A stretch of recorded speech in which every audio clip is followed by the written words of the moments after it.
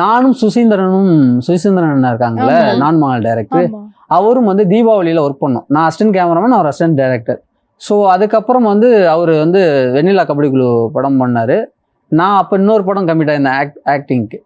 அதுக்கப்புறம் நான் மகானலில் பண்ணார். நான் மகானலில் சின்ன 5 பசங்க அவங்க தான் வில்லன் அப்படின்னு சொல்கிறப்ப நான் அவர்கிட்ட கேட்டோம்னா உடனே ஓகேடா இதில் ஒரு முக்கியமான கேரக்டர் பண்ணு அப்படின்னு சொல்லிட்டு அப்படி தான் ஸ்டார்ட் ஆனிச்சு. ஜென்ரலாகவே நான் இந்த லுக்கை வந்து மெயின்டைன் பண்ணிகிட்டு இருப்பேன். பட் யாராச்சும் அந்த அவங்க படத்துக்கு இப்படி சேஞ்ச் பண்ணிக்க அப்படின்னு சொன்னால் நான் அப்போ மாற்றிப்பேன். ஸோ இவர் வந்து என்னை பார்த்தது இப்படி தான் பார்த்தாரு. பார்த்துட்டு அசிஸ்டன்ட் டைரக்டர்லாம் சார் இவர் ஓகே ஆவார், இவர் வில்லனாக தானே பண்ணியிருக்காரு, இவர் இந்த கேரக்டர் ஓகே ஆவாரா அப்படின்னு எல்லாமே வந்து கன்ஃபியூஷன்லேயே இருந்தாங்க. பட் அவரு தெளிவாக இருந்தார். க்ளீன் ஷேவ் பண்ணிவிட்டு அந்த கேரக்டராக படத்தில் பண்ணிட்டேன். ஆடியோ லான்ச்சுக்கு என்னை யாருனே தெரியல. ஒவ்வொரு படமும் வந்து நான் வந்து ஒரு எனக்கு இப்போ எல்கேஜி ஜாயின் பண்ணுற போல தான். புதுசாக ஒரு ஸ்டூடெண்ட்டு ஒரு ஒரு ஒரு ஒரு ஸ்கூலில் போய் ஜாயின் பண்ணுவானே, அப்போ தான் எனக்கு ஒவ்வொரு படமுமே நான் வந்து ஃபீல் பண்ணிப்பேன். ஃபிலிம் இண்டஸ்ட்ரி இருக்குல்ல, நான் எப்படி என்னோட பாயிண்ட் ஆஃப் வியூவில் நான் எப்படி புரிஞ்சுக்கிறேன்னா, உண்மையாக இருக்கணும், உன்னோட எஃபர்ட்டை ஃபுல் எஃபர்ட் போடு, ஒரு நாள் நீ என்ன நினைக்கிறியோ அது வந்து நீ அச்சீவ் பண்ணுவ அப்படின்னு தான் நான் ட்ராவல் பண்ணிகிட்டு இருக்கேன். இது வரைக்குமே ஒரு என்னோட ஆட்டிடியூடே பார்த்தீங்கன்னு வச்சுக்கலாம், நான் ஒரு கம்ஃபர்டபுளான பர்சன் தான். ஸோ இது வேணும் அது வேணும் அப்படின்னு சொல்ல மாட்டேன். ஒரு படத்தில் அவங்க அவங்களால என்ன பண்ண முடியுமோ அதை பண்ணுவாங்க. நானும் ரொம்ப அவங்கள்ட்ட ஃபோர்ஸ் எதுவும் பண்ணது கிடையாது. வணக்கம், எப்படி இருக்கீங்க? வணக்கம், நல்லா இருக்கேன். நீங்க எல்லாம் எப்படி இருக்கீங்க? சூப்பரா இருக்கும். ஸோ நிறைய விஷயங்கள் உங்களோட சினிமா ஜேர்னி பத்தி தெரிஞ்சுக்க நாங்க 2 பேரும் ஆவலா காத்துட்டு இருக்கோம். ஸோ ஒரு நடிகரா வந்து சக்சஸ்ஃபுல்லா நிறைய படங்கள் வந்து நீங்க நடிச்சிட்டு இருக்கீங்க. ரீசெண்டா உங்களோட மூவி சல்லியர்கள் ரிலீஸ் ஆகி நல்ல ரெஸ்பான்ஸ் வந்துட்டு இருக்கு. எவ்வளவு ஹாப்பியா இருக்கு உங்களுக்கு? எதிர்பார்க்கல.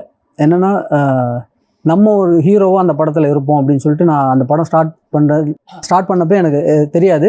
அந்த டைரக்டர் வந்து என்னை கமிட் பண்றது வந்து ஒரு கேரக்டருக்கு அப்படின்னு தான் கூப்பிட்டாரு. ஆக்சுவலி அவர் எனக்கு பிடிக்கும், இயக்குனர் வந்து எனக்கு ரொம்ப பிடிக்கும். கிட்டு அவர் முதல் படம் வந்து எல்லாருக்கும் தெரியும், பேசப்பட்ட படம் அந்த படம். ஸோ இவரை மீட் பண்ண முடியுமான்னு நினச்சிக்கிட்டு இருந்தேன். ஸோ சடனாக ஒரு ஃபங்க்ஷனில் மீட் பண்ணோம். அவராகவே வந்து கேட்டார், நீங்கள் இந்த படத்தில் ஒரு கேரக்டர் அப்படின்னாரு.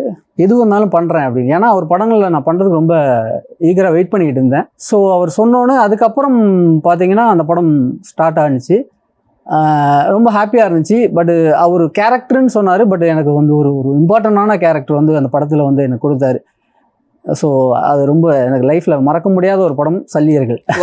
ஆக்சுவலா படத்துல வந்து வேற மாதிரி இருக்கீங்க, வேற மாதிரி இருக்கீங்க. நீங்க தான் அவர்தான் இவரா அப்படின்னு ஒரே டவுட்டா இருக்கு எங்களுக்கு. ஆமா, இந்த லுக்கு பாத்தீங்கன்னா நான் மகானல பார்த்துருப்பீங்க, அதுல வில்லனா பண்ணியிருப்பேன். ஸோ அந்த லுக்கு தான் இது. ஜென்ரலாகவே நான் இந்த லுக்கை வந்து மெயின்டைன் பண்ணிட்டு இருப்பேன். பட் யாராச்சும் அவங்க படத்துக்கு இப்படி சேஞ்ச் பண்ணிக்க அப்படின்னு சொன்னா நான் அப்போ மாத்திப்பேன். ஸோ இவர் வந்து என்னை பார்த்தது இப்படிதான் பார்த்தாரு. பார்த்துட்டு அசிஸ்டன்ட் டைரக்டர்லாம் சார் இவர் ஓகே ஆவார், இவர் வில்லனாக தானே பண்ணியிருக்காரு, இவர் இந்த கேரக்டர் ஓகே ஆவாரா அப்படின்னு எல்லாமே வந்து கன்ஃபியூஷன்லேயே இருந்தாங்க. பட் அவரு தெளிவாக இருந்தார். பட் இந்த முடிக்குள்ளே இன்னொரு முகம் இருக்குது அப்படின்னு சொல்லிட்டு ஐடென்டிஃபை பண்ணது அவர் தான். ஸோ டோட்டலாகவே வந்து க்ளீன் ஷேவ், ஹேர்லாம் கட் பண்ணிவிட்டு ஃபுல் அண்ட் ஃபுல் அந்த கேரக்டராகவே வந்து மூவி பிஃபோராக வந்து ஒர்க் அவுட் பண்ணி சேஞ்ச் பண்ணார். அதில் ரொம்ப சந்தோஷம் எனக்கு. ஏன்னா எல்லாமே வந்து ஹேரு, அந்த என் படங்கள்லாம் பார்த்தீங்கன்னா எல்லாமே இந்த ஹேர் இருக்கும், பியர்டு இருக்கும். ஸோ மகேந்திரனா இதான் அப்படின்னு சொல்லிட்டு ஒரு அடையாளமாக இருந்துச்சு. அந்த அடையாளத்தை டோட்டலாகவே சேஞ்ச் பண்ணார். என்னன்னா க்ளீன் ஷேவ் பண்ணிவிட்டு அந்த கேரக்டராக படத்தில் பண்ணிட்டேன். ஆடியோ லான்ச்சுக்கு என்னை யாருனே தெரியல. சீமானெல்லாம் வந்துட்டு வில்லன் நடிகர் வாங்க அப்படின்னாரு. ஸோ ஓகேன்னு உட்காந்த பிறகு என் கேரக்டரை பற்றி பயங்கரமாக பேசினாங்க. சாம்பியன் கேரக்டர் இந்த படத்தில் பண்ணியிருந்தேன்னா, ஸோ அதை பற்றி பயங்கரமாக பேசியிருந்தாங்க. பட் சாம்பியன் நான் தான் அப்படிங்கிறது தெரியல அவங்களுக்கு. ஸோ அதே எனக்கு ஒரு ப்ளஸ் தான். ஸோ நம்ம அப்போனா நம்ம சாம்பியனாக வாழ்ந்திருக்கோம் அப்படிங்கிற ஒரு ஹாப்பி இருந்துச்சு. ஸோ படம் பார்த்துட்டு எல்லாருமே விஷ் பண்ணாங்க. படம் எல்லா இண்டஸ்ட்ரியில் உள்ள எல்லாருமே விஷ் பண்ணாங்க, நல்லா பண்ணியிருந்தீங்க, நீங்கன்னு தெரியல, ஒரு யாரோ பண்ணியிருக்காங்க, புது பையன் பண்ணியிருப்பான் போல அப்படின்னு நினைச்சிட்டு எல்லாம் சொன்னாங்க. ஸோ அதே எனக்கு ரொம்ப சந்தோஷமா இருந்துச்சு. யூஸ்வலா இந்த கெட்டப்ல பார்த்துட்டு திடீர்னு படத்துல பார்க்கும்போது வித்தியாசமா இருந்தது. அண்ட் நீங்க வந்து இந்த பியர்டு, இந்த ஹேர் ஸ்டைல் இதெல்லாம் மாத்தினதுக்கு அப்புறமா நீங்க இப்படிதான் நடிக்க போறீங்கங்கும் போது உங்களுக்கு ஷாக்கிங்கா இருந்தது, உங்களுக்கு கான்ஃபிடென்ட்டா இருந்ததா அந்த ரோல் பண்ணும்போது? எல்லா மூவி பண்றதுக்கு முன்னாடி பிஃபோரா நான் ஒர்க் அவுட் பண்ணுவேன். ஒரு டைரக்டர் வந்து என்னை நம்பி ஒரு கேரக்டர் கொடுத்தாருன்னா அதுக்கு பிஃபோராக நானே எஃபர்ட் போட்டு அந்த கேரக்டரை எப்படி சேஞ்ச் பண்ணிக்கணும் நம்ம அப்படின்னு சொல்லிட்டு நான் எஃபோர்ட் ரொம்ப போடுவேன். என்னோடய ஃபிசிக்கலாகவும் இருக்கட்டும், மென்டலாகவே வந்து நான் அதுக்கு ரெடி ஆகிக்குவேன். பட் இந்த சல்லியர்கள் நான் அப்படி தான் ரெடி ஆனேன். அவர் சொன்னார், செம்பியன் ஒரு கேரக்டர், சோல்ஜர், டாக்டர் அப்படின்னாரு. ஒரு ஈழ பேக்ட்ராப்பில் ஈழ தமிழ் ஒரு சோல்ஜராக இருக்கணும், அந்த கேரக்டர் டாக்டர், பங்கரில் ஒர்க் பண்ணக்கூடிய ஒரு கேரக்டர் அப்படின்னாரு. அப்போனா அவன் ஃபிட்டாக இருப்பான், அவனோட திங்கிங் எல்லாமே வந்து ஃபோக்கஸிங்காக இருக்கும். ஸோ அதுக்கு நம்ம எப்படி ப்ரிப்பேர் பண்ணணும்னு சொல்லிட்டு நான் அவர் சொன்ன அடுத்த நாளே நான் ஸ்டார்ட் பண்ணிட்டேன். ஃபிசிக்கலாகவும் சரி மென்டலாகவும் வந்து ஸ்டார்ட் பண்ணிட்டு செம்பியனாக ஒரு வாக்கிங் கூட மகேந்திரன் வாக்கிங் இருக்காது. அதில் நீங்கள் படம் பார்த்தீங்கன்னா மகேந்திரன் வாக்கிங் இருக்காது, அது செம்பியன் வாக்கிங்காக தான் இருக்கும். எல்லாமே டோட்டலாகவே சேஞ்ச் பண்ணிக்கிட்டேன் அந்த படத்துக்காக. ஓகே. அண்ட் அதே மாதிரி சல்லியர்கள் படத்துக்காக நீங்கள் காசே வாங்கலையாமே, ஒரு நடிகராக காசு வாங்காமல் நடிச்சிருக்கீங்களாமே, அது உண்மையா? ஆமாம், ஆக்சுவலி காசு வாங்கலைங்கிறத விட அந்த படம் கதை சொன்னோன்னே எனக்கு அவர் கேட்டார், ஆனால் உங்களுக்கு சேலரி எவ்வளோ அப்படின்னு கேட்டார். பட் நான் ஜென்ரலாகவே வந்து நம்ம ஒர்க் பண்ணுறதுக்கு என்ன சேலரி, இப்போ நான் என்ன வாங்கிட்டு இருக்கணும் அதை நான் கேட்டு நான் வாங்கிக்குவேன், சொல்லுவேன்.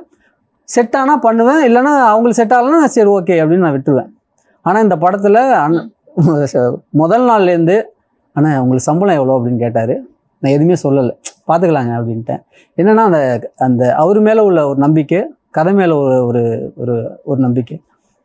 நான் வந்து எதுவுமே கேட்கல. அவர் எப்பொழுதும் கேட்பார் எவ்வளோ என்ன சேலரி அப்படின்னு. நான் கேட்கவும் இல்லை. நான் அதனால தான் இந்த படத்தில் எனக்கு பணம் வாங்கணும்னு தோணலை. என்னென்னா ஒரு தமிழுக்கான ஒரு படம், அதில் நம்ம இருக்கோமே, அது பண்ணாலே போதும் அப்படின்னு சொல்லிட்டு நான் அந்த சேலரி பற்றி நான் பேசவும் இல்லை, நான் வாங்கவும் இல்லை. ஓகே. மகேந்திரன் அவர்கள் செம்பியனாக மாறுறதுக்காக என்னென்ன படங்களோட ரெஃபரன்சஸ் பார்த்தீங்க? இல்லை, ரெஃபரன்ஸ் எல்லாம் நமக்கு ஆக்சுவலி ஒரு தாக்கம், நம்ம ஈழத்தமிழ் பிரச்சனை எல்லாருக்குமே தெரியும். அதை நம்ம நான்லாம் பார்த்து வளர்ந்தேன். ஸோ எண்ட் ஆஃப் த வார்லாம் நான் வந்து பாண்டிச்சேரியில் இருந்தேன். இவர் லிங்குசாமி சார் படத்தில் நான் அசோசியேட்டாக ஒர்க் பண்ணிக்கிட்டு இருந்தேன் பையாவில். ஸோ அப்போ நான் பார்க்குறப்ப எண்ட் ஆஃப் த வார் பார்க்குறப்ப அந்த பேப்பரெல்லாம் அந்த ஈழத்தமிழர்கள் வெறும் வெள்ளம் ஒரு ரத்த இதாக இருந்துச்சு, காட்சிகளாக இருந்துச்சா, அதெல்லாம் எனக்கு ரொம்ப மனசில் ரொம்ப அடிபட்டுருச்சு. நம்ம அந்த களத்தில் இல்லை, ஆனால் ஒரு தமிழனா ஒரு மனிதனா எனக்கு ரொம்ப பாதிச்சிச்சு. ஸோ நான் அதை தான் உள்வாங்கிக்கிட்டேன். அதை நம்ம அந்த ஈழத்தமிழில் இருந்தால் நம்ம எப்படி இருப்போம், நம்ம என்ன பண்ணியிருப்போம், ரியல் ஒரு சோல்ஜராக இருந்தால் என்ன பண்ணியிருப்போம் அப்படின்னு நான் உள்வாங்கிட்டு நானே பண்ணது தான். படங்கள்லாம் ரெஃபரன்ஸ்லாம் கிடையாது. கேமராக்கு பின்னாடி இருக்கிறவர் நீங்கள், கேமராக்கு முன்னாடி அதுவும் ஹீரோவாக நடிக்கும் போது எப்படி இருந்துச்சு? இல்லை, அதான் நான் சொல்கிறேன்னே, ஒரு டேரக்டர் இப்போ நான் வந்து எப்படின்னா ஒவ்வொரு படமும் வந்து நான் வந்து எனக்கு இப்போ எல்கேஜி ஜாயின் பண்ணுற போல தான். புதுசாக ஒரு ஸ்டூடெண்ட்டு ஒரு ஒரு ஒரு ஸ்கூலில் போய் ஜாயின் பண்ணுவானே, அப்போ தான் எனக்கு ஒவ்வொரு படமுமே நான் வந்து ஃபீல் பண்ணிப்பேன். டேரக்டர்கிட்ட நான் ஃபுல்லுமே நான் அவர் என்ன சொல்கிறாரோ நான் அதை செய்கிறதுக்கு நான் ப்ரிப்பேர் ஆகிருப்பேன். நம்ம இப்படி தான் பண்ணணும் அப்படிலாம் கிடையாது. அவர் ஒரு படத்தை வந்து உருவாக்குறவர் அவர். ஸோ அவர் என்ன ஃபீல் பண்ணுறாரோ அதை நம்ம கொடுக்கறது ரெடியாக இருக்கணும். ஸோ அதுக்கு நான் ரெடியாக இருப்பேன். ஓகே. ஸோ ஒரு கோ கேமராமேன்லாம் ஒர்க் பண்ணியிருக்கீங்க. அதுலேயும் வந்து நம்ம ஆன் ஸ்க்ரீனில் வைக்கும் போது அந்த என்னென்ன மாதிரி ஆங்கிள்ஸ் வைப்பாங்க, பின்னாடினா நிறைய வேலைகள் இருக்கும். இதில் வந்து ஆர்டிஸ்டாக மட்டும் தான் நடிக்கும்போது எது ஈஸியாக இருந்தது, எது ஜாலியாக இருந்தது உங்களுக்கு? நமக்கு ஒரு விஷயம் பிடிச்சதுன்னு வச்சுங்களேன், அது ஈஸியாக தான் இருக்கும். ஒரு பிடிக்காம ஒரு விஷயம் பண்ணீங்கன்னா அது கஷ்டமாக இருக்கும். எனக்கு ஃப்ரண்ட் ஆஃப் கேமராவும் ரொம்ப பிடிக்கும், பேக் ஆஃப் கேமராவும் பிடிக்கும்.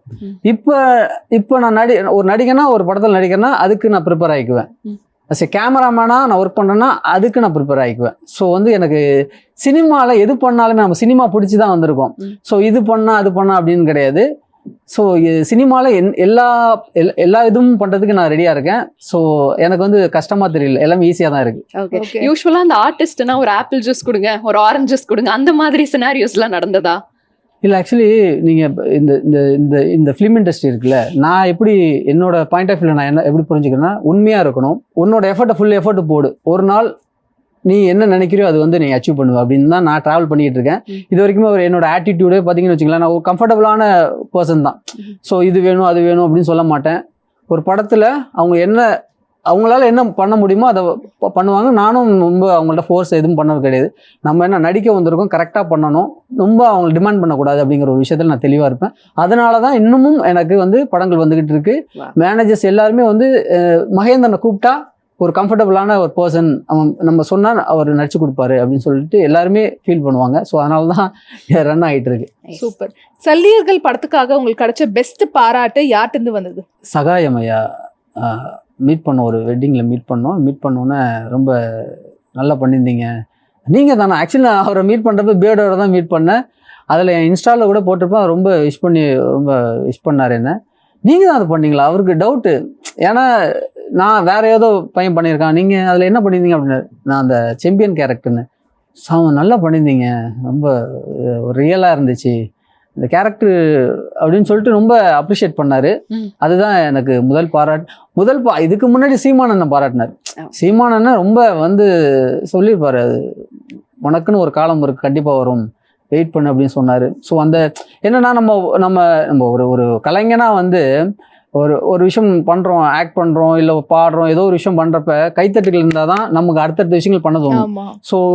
ஸோ கைத்தட்டுகள் வந்து முதல்ல வந்தது வந்து பார்த்திங்கன்னா சீமானண்ணன், அதுக்கப்புறம் சகாயம் ஐயா, அதுபோல் நிறைய பேர் வந்து என்னை விஷ் பண்ணாங்க. இந்த சல்லியர்களில் உன்னோட பங்கு தெளிவாக இருந்துச்சு, உனக்கு என்ன கொடுத்தாங்களோ அதை தெளிவாக பண்ணியிருந்த அப்படின்னு சொல்லி. இந்த சல்லியர்கள் படம் பண்ணும்போது வேற ஏதாவது படத்துல வந்து கமிட் ஆகி ஒர்க் பண்ணிட்டு இருந்தீங்களா? ஏன்னா இதுல கெட்டப்பே வேற மாதிரி இருக்க போது, அந்த படத்துக்கான கெட்டப் எப்படி இருக்குன்னு தெரியல, அதனாலதான் கேட்க. ஆக்சுவலி என்னன்னா, நீங்க எனக்கு வந்து ஒரு படம் நான் கமிட் பண்ணிட்டேன்னு வச்சுங்களேன், கமிட் பண்ணிட்டா அந்த படம் தான் எனக்கு. மற்ற படங்கள் வந்து பணம் நிறையா கொடுக்குற என்ன விஷயங்கள் நடந்தாலுமே எனக்கு வந்து ஒரு விஷயம் நம்ம சொல்லிட்டோம், அந்த படம் பண்ணுறோன்னு சொல்லிட்டு, ஸோ வேறு எதுவும் கமிட் பண்ண மாட்டேன். அந்த படம் முடிச்ச பிறகு தான் நான் கமிட் பண்ணுவேன். ஸோ ஒருவேளை கெட்டப் அதே போல் கெட்டப் வேறு படத்தில் கூப்பிட்டு தான் நான் பண்ணியிருப்பேன். பட் அதனால நான் அந்த படம் முடிய வரைக்கும் நான் வேறு எந்த படமே கமிட் பண்ணலை. பட் வாய்ப்புகள் வந்ததா? வந்தது எனக்கு ஆக்சுவலி எப்படியோ வந்துடும், படங்கள் வந்துட்டு தான் இருக்குது. பட் அந்த படம் வந்தப்போ வந்துச்சு 2 படங்கள். பட் கெட்டப் சேஞ்ச் பண்ணனால அதில் பண்ண முடியல. ஓகே. அண்ட் அதே மாதிரி நீங்க எதிர்பார்த்த ஒரு ரெஸ்பான்ஸ் வந்திருக்கா சல்லியர்களுக்கு?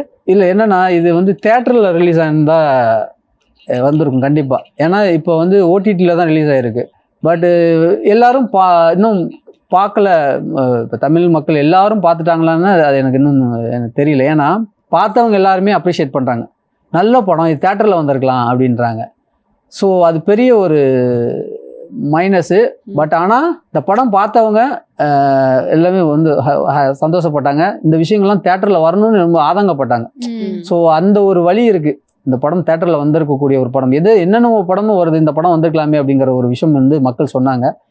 ஸோ பார்ப்போம். ஒரு அசோசியேட் கேமராமேனா இருக்கக்கூடிய மகேந்திரன் அவர்கள் ஒரு ஆக்டர் மகேந்திரனா எப்போ உருவெடுத்தார்? யார் இன்ட்ரடியூஸ் பண்ணாங்க? ஆக்சுவலி என்னன்னா, நான் பேசிக்காக டான்சர், கிளாசிக்கல் டான்சர், ஃபோக் எல்லாமே எனக்கு தெரியும். நான் ஆக்சுவலி சினிமா, எனக்கு எல்லாருமே எய்ம் சொல்லுவாங்க. நான் 12th முடிச்சுட்டு தான் சினிமாவுக்கு வந்தேன். அதுக்கப்புறம் ஃப்ரெண்டு சினிமாவுக்கு போகலான்னு சொன்னால் அப்படியே போனால், அதுக்கப்புறம் பிக்கப் ஆயிடுச்சு அப்படின்னு சொல்லுவாங்க. சில பேர் காலேஜ் முடிச்சு வந்தேன், எனக்கு அந்த ஆசையெல்லாம், ஆனால் ஏதோ சினிமா வந்துட்டேன் அப்படிமா. நான் பிறந்ததே சினிமாவுக்கு தான். ஏன்னா நான் 3rd ஸ்டாண்டர்ட் எனக்கு விவரம் தெரிஞ்சதுலேருந்து டான்ஸு அது இதுன்னு. இப்போ எனக்கு எல்லாருக்கும் ஒரு எய்ம் இருக்கும்ல, வாட் இஸ் ஒரு எய்ம் அப்படின்னு கேட்பாங்க. I'm a doctor, I'm engineer. நான் வந்து சினிமா அப்படின்னு சொன்னேன். சின்ன வயசுலேயே சொன்னேன் சினிமான்னு சொன்னப்போ என்ன எல்லாம் சிரிச்சானுங்க, என்ன சினிமாவா, எல்லாருக்கும் எய்ம் என்ன டிஃப்ரெண்டாக இருக்குது அப்படின்னு சொல்லிட்டாங்க.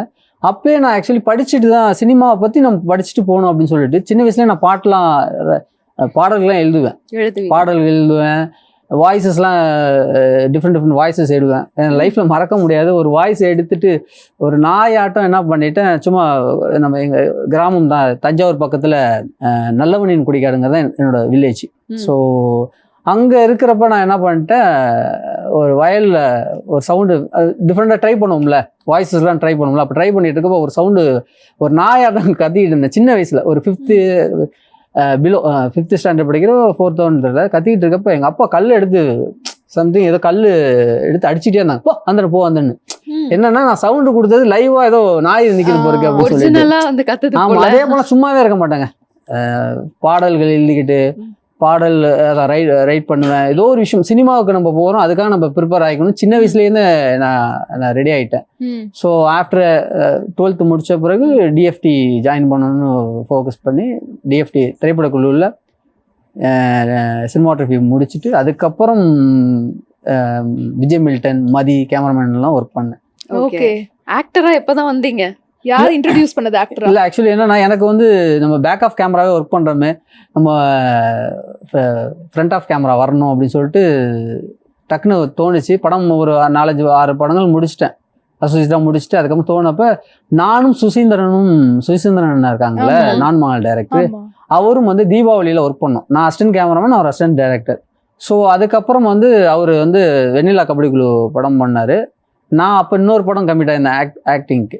அதுக்கப்புறம் நான் மகானல்ல பண்ணார். நான் மகானல்ல சின்ன 5 பசங்க அவங்க தான் வில்லன் அப்படின்னு சொல்றப்ப நான் அவர்கிட்ட கேட்டோம்னா உடனே ஓகேடா இதில் ஒரு முக்கியமான கேரக்டர் பண்ணு அப்படின்னு சொல்லிட்டு அப்படிதான் ஸ்டார்ட் ஆனிச்சு. ஓகே, அதுக்கப்புறம் ஏன் உங்களை பேக் டு பேக் சுசீந்திரன் சாரோட படங்கள்ல பார்க்க முடியல? இல்லை, நான் மகானல் அவரோட அவர் எனக்கு வாய்ப்பு கொடுத்தாரு. அதுக்கப்புறம் ஜீவா பார்த்துருப்பீங்க. ஆமா, ஜீவா ஃபுல்லும் காமெடி, டோட்டலாகவே காமெடி பண்ணியிருப்பேன். வில்லன்ல இருந்து அப்படியே காமெடி. ஆமாம், டோட்டலாகவே அது யாருக்கும் எல்லாமே புதுசாக இருக்குன்னு எல்லாமே அதை அப்ரிஷியேட் பண்ணார். அதில் கூட என்னோட லிரிக்ஸ் நான் என்ன ஆக்சுவலி என்னென்னா அந்த படத்தில் வந்து ஸ்ரீதேவியை லவ் ப்ரப்போஸ் பண்ணுவேன். என்னென்னா பிடிச்சிருக்கா பிடிக்கலையா, பிடிச்சிருந்தா பிடிச்சிருக்குன்னு சொல்லணும், பிடிக்கலனா நீ பிடிச்சிருக்குன்னு சொல்லணும், பிடிச்சிருக்கா பிடிக்கலையா அப்படின்னு ஒரு டைலாக் கேட்பேன். எனக்கு என்னென்னா இது பிஃபோராக வந்து 1 வீக் பேக்கு நான் வந்து சாங்ஸ் ரைட் பண்ணிட்டு இருக்கு. இப்போ பிடிச்சிருக்கா பிடிக்கலையான்னு அந்த வேர்ட்ஸ்லேயே நான் ஒரு சாங்ஸ் எழுதுறேன்.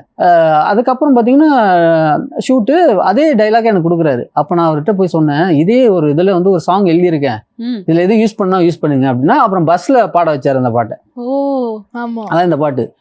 பிடிச்சிருக்கா பிடிக்கலையா என்ன உனக்கு, நான் பைத்தியமா சுத்துறேண்டி இது காதல் கிறுக்கு அப்படின்னு பாடியிருப்பேன். அவர் இமான் சார் கூட கேட்டாரு, ப்ரோ நீங்க அதில் பாடிருக்கீங்களா, அது உங்க சாங்க அப்படின்லாம் கேட்டாரு. அதனால இப்போ பார்த்தீங்கன்னா இந்த ஸ்கூல் பசங்க எல்லாமே அதை கேட்பாங்க. இப்போ நான் நார்மலாக பிடிச்சிருக்கா பிடிக்கலையா தானே அப்படின்னு கேட்பாங்க. ஸோ அந்த படம் எனக்கு லைஃப்ல மறக்க நல்ல ஹியூமர் நல்லா ஒர்க் அவுட் ஆனிச்சு. எல்லாருமே அதை அப்ரிஷியேட் பண்ணாங்க அந்த படம். ஜீவா அதுக்கப்புறம் பார்த்தீங்கன்னா ஏஞ்சலினான்னு ஒரு படம் கொடுத்தாரு. 3 பசங்க ஹீரோ. அதில் நானு வினோத் என்னோட நான் மகானல் பண்ணியிருப்பாங்க. அவன் அப்புறம் இன்னொரு பையன் 3 பேர் பண்ணோம். பட் படம் ரிலீஸ் ஆகல. அதனாலதான். ஓகே, இப்போ யூஸ்வலா இந்த கெட்டப்ல பார்த்தா வந்து வில்லனா தான் வந்து கூப்பிட்டு இருப்பாங்க இல்லையா? ஒரு ஹீரோவா இல்ல வந்து ஒரு காமெடி படத்துல எல்லாம் வந்து நீ நடிக்கலாம்ப்பா அப்படின்னு சொல்லி உங்களை அறிமுகப்படுத்திருப்பாங்களா? அப்படி வந்து ஒரு அறிமுகம்னா யார்கிட்ட இருந்து? இது ரஞ்சித் அட்டகத்தி. ஸோ அவர் வந்து ஃபர்ஸ்ட் நான் மகானல்ல ரிலீஸ் ஆகி நல்லா பயங்கர ரீச்சு. அதுக்கப்புறம் ஒரு கால் வந்துச்சு, நான் டைரக்ட் ரஞ்சித் பேசுகிறேன், ஆஃபீஸ் வர முடியுமா, போய் மீட் பண்ணால் அவர் என்கிட்ட கேட்டது, கருப்பாக இருக்கவங்கலாம் வில்லனாக தான் பண்ணணுமா, ஏன் காமெடி பண்ணக்கூடாதா அப்படின்னு கேட்டார். நீங்கள் என் படத்தில் காமெடி பண்ணுறீங்க அப்படின்னாரு. சரி ஓகே அப்படின்னு சொல்லிட்டு அப்படி பண்ண படம் தான் அட்டகத்தி. அதுலேயும் ஒரு டைலாக் உங்களுக்கு வந்து பயங்கர ட்ரெண்ட் ஆகுமே, அந்த டைலாக் எங்களுக்காக. குட்டி குசுமாலாம் கல்யாணம் பண்ணிக்குது, உனக்கு என்னடா அண்ணகரான்னு யோசிக்கிறான், அண்ணெல்லாம் பார்த்தா வேலைக்காத மச்சி அப்படி வரும். நல்லா இருக்கே. இப்ப வரைக்கும் மீம்ஸ்ல எல்லாம் கூட அது ட்ரெண்ட் ஆயிட்டு இருக்குல்ல. அதோட கேடி பில்லால பயங்கர ட்ரெண்டியா பார்த்துருப்பீங்க. கேடி பில்லால வந்து கிளைமேக்ஸ்ல ஒரு டைலாக் வரும், 38 ஓட்டுல 39 ஓட்டுன்னு தப்பா எழுதி ஒட்டிட்டாங்கடா அப்படின்னு வரும். அது இப்ப இந்த அரசியல் டைம்ல எல்லாம் வந்து பயங்கர இப்ப அதான் ட்ரெண்டியா போயிட்டு இருக்கும். இப்ப கூட மீம்ஸ் போடுறாங்க. ஆமா. ஓகே, சோ ஆக்சுவலா வந்து ஆக்டரா மாறினதுக்கு அப்புறமா அந்த கேமராமேனா இருக்கிறத மறந்தாச்சா? இல்ல, நான் பேரலா பண்ணிட்டு தான் இருக்கேன். அட்வர்டைஸ்மெண்ட், கார்பரேட் ஆடு அதெல்லாம் பண்ணிட்டு தான் இருக்கேன். கேப் கிடைக்கிறப்ப அது பண்ணிட்டு இருப்பேன். ஏதோ ஒரு விஷயம் பண்ணணும் லைஃப்ல, ஓடிக்கிட்டே இருக்கணும், உழைச்சிக்கிட்டே இருக்கணும், அது மட்டும் பண்ணிக்கிட்டே இருக்கேன். ஓகே, அண்ட் அதே மாதிரி இவ்ளோ படங்கள் நடிச்சாச்சுல, ஏதாச்சும் ஒரு படத்துல வந்து ஏகப்பட்ட டேக் வந்து என்னடா இது இவ்ளோ டேக் போகுதே அப்படின்னு வந்து ரொம்ப ஃபீல் பண்ண வச்ச ஒரு படம்னா எந்த படம்? இல்ல, எனக்கு டேக் போகாது. எனக்கு அது டேக்ல நிறைய போனது இல்லை. அட்லீஸ்ட் ஒரு 2-3 ஆச்சு போகும் அல்லவா? அது போகணும், வேற ஏதாச்சும் இஷ்யூவா இருக்கும், டெக்னிக்கல் இஷ்யூவா இருக்கும், இல்ல அட்மாஸ்பியர். சிங்கிள் டேக் தான். ஆமா, நம்ம அப்புறம் அதுக்கு தானே வந்திருக்கோம், அதை ப்ரிப்பேர் பண்ணிக்கணும். சிங்கிள் டேக்கா நம்ம எப்படி ஆக்ட் பண்ணணும் அப்படிங்கிற விஷயம் தான் நம்ம இதான் நம்மளோட ட்ரீம், கனவு, எல்லாமே பேஷனே இதான். அப்படிங்கிறப்ப அதுக்கு நம்ம ரெடியா இருக்கணும்ல. நீங்க ஆக்சுவலா வந்து என்ன மாதிரி கேரக்டர்ஸ் பண்றது ரொம்ப என்ஜாய் பண்ணுவீங்க? வில்லனா நடிக்கிறதா இல்ல காமெடி ரோல்ஸா? எனக்கு ஆக்சுவலி காமெடி தான் பிடிக்கும். ஓகே, காமெடி தான் எனக்கு நார்மலா காமெடி தான் பண்ணணும் அப்படின்ட்டு எனக்கு ஆசை. எனக்கு காமெடி நல்லா வரும். பட் என்னன்னா நம்ம அப்பியரன்ஸை பார்த்துட்டு ஃபீல் பண்ணிடுறது, இவன் வில்லனா தான் நல்லா இருக்கும், கத்தி எடு, குத்து, முறை, திரும்பி பாரு அப்படின்றாங்க. ஆனா என்கிட்ட ஒரு டைரக்டரா இப்போ வர யூத் டைரக்டர் எல்லாருமே என்னை வச்சு நீங்கள் காமெடி பண்ணலாம், ட்ரை பண்ணுங்க. ஓ அப்படின்னு சொல்றீங்க. ஆமா. நல்லா இருக்கேப்பா, சூப்பர். ஆக்சுவலா ஒரு ஆக்டராவே நீங்க டிராவல் பண்ணும்போது எங்களுக்கு வந்து ஒரு விஷயம் நாங்க கேள்விப்பட்டோம், டைரக்டராவும் நீங்க மாற போறீங்களாமே, அப்படியா? இல்ல, அது ப்ராசஸ் போயிட்டு இருக்கு. படங்கள், நிறைய படங்கள் அதான் பார்த்து ரெஃபரன்ஸ் ரைட் பண்ணிட்டு இருக்கேன், ஸ்கிரிப்ட் ரைட் கதை பண்ணிட்டு வந்து இருக்கேன். இப்ப எழுதுற ப்ராசஸ்ல ஆமா இருக்கீங்க. ஆமா, ஏன்னா இப்ப நடிக்கிறது பிஸியா போயிட்டு இருக்கு, ஏன் அதை தொந்தரவு பண்ணணும்? ஓஹோ, ஸோ அதனால வந்து இதுல கேப் கிடைக்கும் போது சும்மா எழுதிக்கிட்டு இருக்கேன். ஸோ போயிட்டு இருக்கு அதுவும். ஓகே. சின்ன வயசுலயே வந்து ஒரு பெரிய அவார்டு வாங்கிட்டீங்க. இப்ப எந்த அவார்டுக்காக நீங்க எய்ம் பண்ணிட்டு இருக்கீங்க? ஆக்சுவலி சின்ன வயசுல பாத்தீங்கன்னா நான் வந்து அதான் கல்ச்சுரல்ல பயங்கர ஆக்டிவா இருப்பேன். இப்போ நான் படிச்ச ஸ்கூல்லாம் பாத்தீங்கன்னா மகேந்திரனை கூப்பிடு அப்படி சொல்லுவாங்க.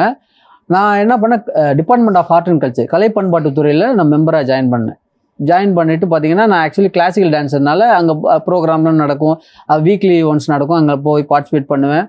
பட் பார்ட்டிசிபேட் பண்ணல, அந்த ஏடி இருக்கார்ல, அவரு வந்து என்ன சொன்னாலும் பண்ணுறானே, ரெடியாக இருக்கானே அப்படின்னு சொல்லிட்டு அப்புறம் கேம்ப்லாம் அதர் டிஸ்ட்ரிக்ட் அப்படிலாம் அழைச்சிட்டு போனார். ஸோ அதில் எல்லாமே பெஸ்ட் பெர்ஃபார்மன்ஸாக பண்ணனால எனக்கு டெல்லி அந்த பாலஸ்ரீ அவார்டுக்காக எல்லாருமே இது பண்ணாங்க. அதை நான் வாங்கினேன். ஸோ அங்கே டெல்லியில் வந்து நான் அங்கேயுமே பார்த்தீங்கன்னா ஒவ்வொரு ஸ்டேட்லேயுமே வந்திருந்தாங்க. அப்புறம் ஃபாரின்லேருந்து மங்கோலியா, ரஷ்யாவிலேருந்து வந்தாங்க. ஒரு 10 days வந்து ப்ரோக்ராம் நடந்துச்சு. ஒவ்வொரு நாளுமே வந்து நான் டிஃப்ரெண்ட் வெரைட்டி ஆஃப் டான்ஸ் கொடுத்தேன். ஒரு நாள் ஃபோக் கொடுப்பேன், ஒரு நாள் ஒரு கிளாசிக்கல் கொடுப்பேன். ஃபோக்லேயே டிஃப்ரெண்ட்டான ஒரு நாள் ஃபுல் அண்ட் ஃபுல் மேலே ஃபுல்லுமே சீரியல் அப்போல்லாம் வந்து இது எல்இடி கிடையாது. அப்போ சீரியல் பல்ப் ஃபுல்லுமே இது பண்ணிட்டு டான்ஸ் பண்ணுறது, யூனிக்காக பண்ணணும். அன்னைக்கு நம்ம டான்ஸ் பண்ணால் எல்லாமே கிளாப் பண்ணணும், சூப்பராக இருக்குன்னு சொல்லணுங்கிறத ஒரு 10 days வந்து மிரட்டிட்டேன் 10 நாளுமே. அதை ஃபைனல் டேயில் வந்து இங்கே தமிழ்நாட்டிலேருந்து ஒரே ஒரு அப்போ டோட்டலாகவே வந்து ஃபைனல் டே ஃபங்க்ஷனுக்கு 5 டான்ஸு. அதில் வந்து தமிழ்நாட்டிலேருந்து என்ன சூஸ் பண்ணி நீங்கள் பண்ணுறீங்க, அப்புறம் மங்கோலியா, அதுக்கப்புறம் ரஷ்யா, அப்புறம் இன்னொரு 2 ஜென்ரலான டான்ஸ் அப்படின்னாங்க. நான் என்ன பண்ணேன், நான் மட்டும் நமக்கு ஒரு சான்ஸ் கிடைக்குது, நம்ம மட்டும் ஏன் ஆடணும்? தமிழ்நாட்டிலேருந்து ஒரு 20 பேர் வராங்க, 20 பேருமே ஸ்டேஜில் ஏற்றுனேன்.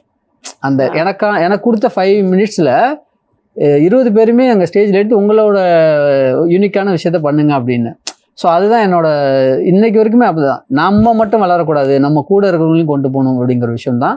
ஸோ அதில் எனக்கு லைஃப்பில் மறக்க முடியாத அவார்டு பாலஸ்ரீ அவார்டு. பட் இப்போ அவார்டுன்னா எனக்கு மக்களோட கைத்தட்டலாம் இன்னமுமே மக்கள் வந்து நம்ம ஒரு லைக் பண்ணுறாங்களே, பிடிக்குது. மகேந்திரன் தலைவா உங்க படம் எப்போ வருது, அப்புறம் அடுத்த படம் என்ன, இந்த படம் வந்து லேட் ஆயிடுச்சு, எதாவது பண்ணுங்க அப்படிங்கிற ஒரு விஷயம் இருக்குல்ல, அதுதான் நான் அவார்டான்னு நினைக்கிறேன். அவார்டெல்லாம் விடுங்க, நல்ல படம் பண்ணணும், அதுதான் எனக்கு ரொம்ப ஆசை. ஓகே. சோ நீங்க வந்து ஒரு கிளாசிக்கல் டான்சர்னு சொன்னதுனால கண்டிப்பா இந்த கேள்வியை கேட்டே ஆகணும். இப்ப பயங்கரமா பாடிலாம் வேற பில்ட் பண்ணி இருக்கீங்க. கிளாசிக்கல் டான்ஸ்லாம் இப்ப ஆடுறீங்களா? ஆமாம்மா, கிளாசிக்கல் டான்ஸர் நான் அப்பப்போ ப்ரோக்ராம் பண்ணுறதில்ல, பட் அப்பப்போ நம்ம டச் விட்டு போய்டணும். சும்மா கிளாசிக்கல் டான்ஸு எல்லாமே. நான் ஆக்சுவலி ஸ்கேட்டரு, பயங்கரமா ஸ்கேட்டிங் பண்ணுவேன். Classical dance, skating, folk dance, வேற இன்னும் எவ்வளவு விதைகள் உங்களோட பாக்கெட்குள்ள வச்சிருக்கீங்க? இல்ல, நிறைய இருக்கு, நம்ம எல்லாத்துக்குமே ரெடியா இருக்கும். அன்லிமிட்டட் அப்படின்ட்டாரு நினைக்கிறேன். அண்ட் அதே மாதிரி எந்த அவார்ட்ஸும் வேண்டான்னு சொல்றீங்களே, இப்போ வந்து உங்களுக்கு ஒரு ஆஸ்கர் அவார்டுக்கு நாமினேட் பண்ணிருக்காங்கன்னா வேண்டான்னு சொல்லிடுவீங்களா? What is this? இல்ல, அவார்டுன்னு நான் என்ன நினைக்கிறேன்னா, நல்ல படங்கள், நம்ம அந்த நல்ல படங்கள்ல நம்ம ஒரு கேரக்டர் எல்லாருக்கும் பிடிச்ச போல பண்ணணும். ஸோ அவார்டு அது மீறி அவார்டு கொடுத்தா நம்ம வேணாம் நான் சொல்லுவோம். அவார்டு கொடுக்குற வேணாங்க, நான் நடிச்ச கொடுத்தா வாங்கிக்க போறோம்.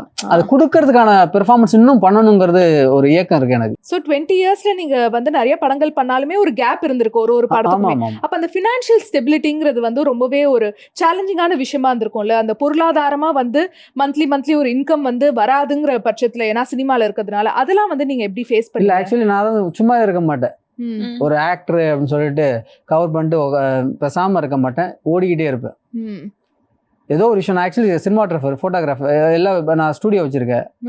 ஸோ அதை ரன் பண்ணிப்பேன். ஸோ படங்கள் போவேன்.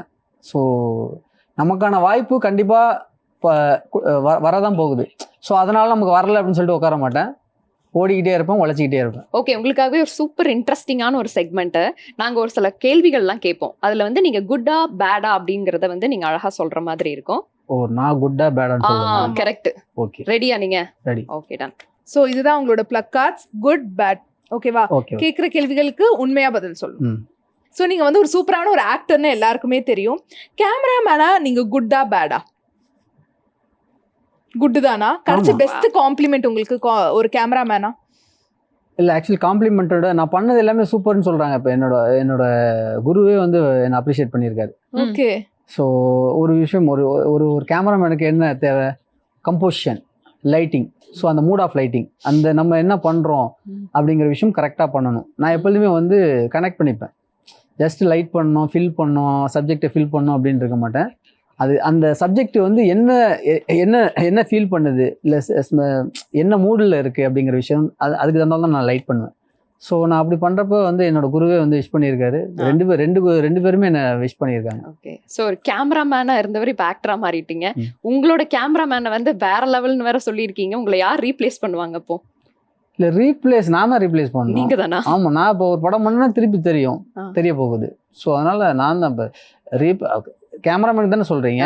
ஸோ அதை நான் தான் பண்ணணும். நீங்க தான் அது. ஓகே. இப்பெல்லாம் வந்து ஸ்கிரிப்ட் எல்லாம் நிறைய எழுதுறாருன்னு சொல்றீங்க இல்லையா? ஸோ ஸ்கிரிப்ட் ரைட்டரா நீங்க ஒரு குட் ஆர் பேட்? குட் தான். எவ்வளோ கதைகள் ரெடியா இருக்கு உங்கள்கிட்ட? கதைகள் இருக்கு, நிறைய இருக்கு. ஸ்கிரிப்டாவே ஒரு 5 பவுண்டட் இருக்கு.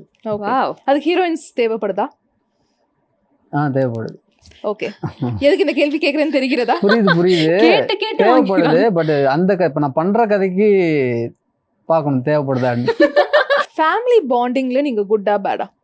ஃபேமிலியோட எப்போதுமே டைம் ஸ்பெண்ட் பண்றதுலலாம் குட்டு தான். எவ்வளோ பிஸியா இருந்தாலுமே எனக்கு ஃபேமிலி ரொம்ப முக்கியம். சினிமா எவ்வளோ முக்கியமோ ஈக்குவலா ஃபேமிலி முக்கியம். உங்க ஃபேமிலி எவ்வளோ சப்போர்ட்டிவா இருக்காங்க உங்களுக்கு? எல்லாருமே சப்போர்ட்டுங்க. என்னோட ஒய்ஃபு, என்னோட பையன், என்னோட அம்மா, என்னோட அண்ணன், என்னோட அக்காஸ் எல்லாருமே சப்போர்ட் தான். ஓகே. உங்க ஒய்ஃப்க்கு வந்து நீங்க நடிச்சதுலேயே ரொம்ப பிடித்த படம்னா எந்த படம்? ஆக்சுவலி வந்து நான் மகனால் எல்லாருக்கும் பிடிக்கும், என் ஒய்ஃபுக்கு பிடிக்காது. ஆமா, என்னன்னா ரொம்ப கொடூரமா இருக்கேன் அப்படின்னு சொல்லிட்டு பார்க்கவே மாட்டாங்க. இது வரைக்கும் பார்க்கவே இல்லை சீனை. நான் ஃபோர்ஸ் பண்ணி இப்படி காட்டினா கூட திரும்பிப்பாங்க. ஸோ அவங்களுக்கு வந்து ஜாலியா பண்ணணும், கேரக்டர் பண்ணணும் அப்படிதான் ஆசை. ஓகே. ஸோ அரேஞ்ச் மேரேஜா உங்களுக்கு லவ் மேரேஜா? Love with arrange. ஓகே. அந்த ஃபேஸ்லயே அந்த வெக்கம் தெரிகிறது. அழகா இருக்கு, ரொம்ப ஸ்வீட்டா லவ் இருக்கானுங்க. அது எனக்கு முன்னாடியே வந்துச்சு. ஓகே. அதனால ஒரு பெரிய சப்போர்ட்டும் இருக்கும்ல. ஓகே. இந்த கோவத்தை கட்டுப்படுத்துறதுல நீங்க குட் ஆர் பேட்? கட்டுப்படுத்துறது இல்லையா? ரொம்ப என்னால கண்ட்ரோல் பண்ண முடியாது. ரொம்ப காமா இருப்பேன் எல்லா விஷயத்துலயும். ஓரளவு லிமிட்டனா கண்ட்ரோல் பண்ண முடியாது. ஏதாவது செட்ல எல்லாம் கோவப்பட்ட ஏதாவது நிகழ்வு ஞாபகம் இருக்கா? ஆக்சுவலி எனக்கு நான் ஃபீல் பண்ற ஒரு கேமராமேனா நான் ஃபீல் பண்ற ஷாட் வரலன்னா கோவப்படுவேன். ஸோ எனக்கான ஒரு உரிமை, எனக்கான ஒரு விஷயம் கிடைக்கல அஸ் ஏ ஆக்டரானா கோவம் வரும். சில கோபங்கள் வெளியில காட்ட முடியாது, சில கோபங்கள் உள்ளே வச்சுக்கிட்டு உள்ளுக்குள்ள உள்ள ஒரு கோபம் இருக்குல்ல, அது இருக்கும். அந்த மாதிரி டைரக்டருக்கும் உங்களுக்கு ஏதாவது கிளாஷ் ஆயிருக்கா? இருக்கு, நிறைய விஷயம் இருக்கு. ஓகே. ஃபிட்னஸ் அப்படிங்கிற ஒரு விஷயத்துல நீங்க குட்டா பேடா? குட் தான். ஆக்சுவலி வந்து ஃபிட்னஸ் மஸ்ட்டுங்க. நம்ம ஓடுறோம், நம்ம உழைக்கிறோம், நம்ம லைஃப்ல வந்து ஒரு ரீச் பண்ணுறதுக்கான ஓடிக்கிட்டு இருக்கோம் அப்படின்னா நம்ம ஃபிசிக்கலாகவும் மென்டலாகவும் ஸ்ட்ராங்காக இருந்தால் மட்டும்தான் முடியும். நீங்கள் இது ரெண்டில் ஏதோ ஒரு விஷயம் மென்டலாக நீங்கள் வந்து ஸ்ட்ராங் இல்லைன்னு வச்சிங்களேன், ஃபிசிக்கல் ஸ்ட்ராங்காக இருக்க மாட்டீங்க. ஸோ நீங்கள் ஃபஸ்ட்டு மென்டலாக ஸ்ட்ராங்காக இருக்குன்னா ஃபிசிக்கலை ரெடி பண்ணணும். ஃபிசிக்கலாக ஸ்ட்ராங் ஆனீங்கன்னா நீங்கள் மென்டலாக ஸ்ட்ராங் ஆயிருவீங்க. புரியுதா? ஸோ நம்ம இது ரெண்டுலேயும் நம்ம ஸ்ட்ராங்காக இருந்தோம்னா நம்ம நினைக்கிற விஷயம் அச்சீவ் பண்ணிடலாம். அது இன்னைக்கு தான் பண்ணணும் அப்படின்னு இல்லை, பட் நம்ம அது வந்து ஒரு லைஃப்ல கிடைச்சிரும். ஓகே. இந்த டயட்லாம் ஃபாலோ பண்றதுல குட் ஆர் பேட்? அவரை பார்த்தாலே தெரியுது பயங்கர ஃபிட்டா. ஏதோ ஒரு டிப் கொடுங்களேன் எங்களுக்கு. நீங்க எல்லாமே ஃபிட்டா தானே இருக்கீங்க. இது அவர் சொல்லணும்ங்கிறதுக்காக கேட்ட கேள்வி இல்ல மேடம். அவர் வந்து நிறைய சொல்லிட்டு இருக்கீங்களா, மேபி காலையில இதை நான் எடுத்துக்கிறேன் அந்த மாதிரி ஏதாவது டிப்ஸ் கொடுக்கறதா இருந்தா கொடுக்கலாம். இல்ல, நம்ம கண்ட்ரோல் என்னன்னா நார்மலா வந்து ஃபுட் எல்லாம் நம்ம எடுக்கிறப்போ வந்து நம்ம சில விஷயங்கள் நம்ம இந்த ஃபேட்டு அது எல்லாமே தேவைங்க நமக்கு. எந்தெந்த விஷயங்கள் எப்போ தேவையோ அதை மட்டும் எடுத்துக்கணும் நம்ம. ஸோ எது எடுத்தாலுமே அதிகமாக எடுத்தால் அது நம்ம உடம்புக்கு கெடுதல் தான். ஸோ எல்லாமே லிமிட்டாக எடுத்துட்டு ட்ராவல் பண்ணாலே போதும். ஓகே. இந்த வீட்டை க்ளீனாக வச்சுக்கிறதுல எல்லாம் குட் ஆர் பேட்? Bad. பேடா ஆமா நம்ம திங்க் பண்ணிக்கிட்டே இருப்போம். ஆ. அப்புறம் என் ஒய்ஃப் சொல்லுவாங்க, என்னங்க இப்படி போட்டு போயிட்டீங்க, நோட்லாம் இங்க கிடக்கு, அதெல்லாம் எடுத்து ஓரமா வைங்க அப்படிம்பாங்க. அதுக்கப்புறம் நான் எப்படி அப்ப எடுத்து அதுல வைப்பேன். நிறைய திட்டு வாங்குவீங்க போலியே. ஆமா ஆமா சமைக்கிறதுல குக்கிங்ல குட்டா பேடா? குட்டா. ஆமா. சூப்பர். உங்களோட சிக்னேச்சர் டிஷ்னா எந்த டிஷ் சொல்லுவீங்க? சிக்னேச்சர் டிஷ் வந்து நான் எல்லாமே பண்ணுவேன், நான் எல்லாம் பண்ணுவேன். எனக்கு ஆக்சுவலி என்னன்னா ஒரு தடவை நான் யாரும் பண்ணதை பார்த்துட்டேன்னா ம். பண்ணுவேன். டிஃப்ரெண்டாக பண்ணுவாங்க. இது இல்லாமல் நான் நார்மலாக யூனிக்காக பண்ணுவேன். ஓ, இப்ப சாம்பார்னா சாம்பார் இல்லை பதிலா நம்ம என்ன எல்லாமே என்ன சாம்பார், பிரியாணி எல்லாமே ஆமா. பிரியாணி நான் சூப்பராக பிரியாணி பண்ணுவேன், தால் பண்ணுவேன். சில பேர்லாம் சொல்லுவாங்க ஆம்லேட் பண்ணுவேன், ம். டீ போடுவேன் அப்படிம்பாங்க. நான்லாம் அந்த இதெல்லாம் பண்ணுவேன், கொல்கட்டெல்லாம் டிஃப்ரெண்டாக ட்ரை பண்ணுவேன். ஓ, ஆக்சுவலி என்னோட ஃபுட்டே டிஃப்ரெண்டான இதுதான். நார்மல் ஃபுட்டு இப்போ நார்மலாக சாம்பார், ரைஸு அந்த விஷயங்கள் இல்லாமல் நான் கோல்டன் பீரியடில் சாப்பிட்டாங்களே ம். கம்பு, கேழ்வரகு, மில்லட்ஸ்.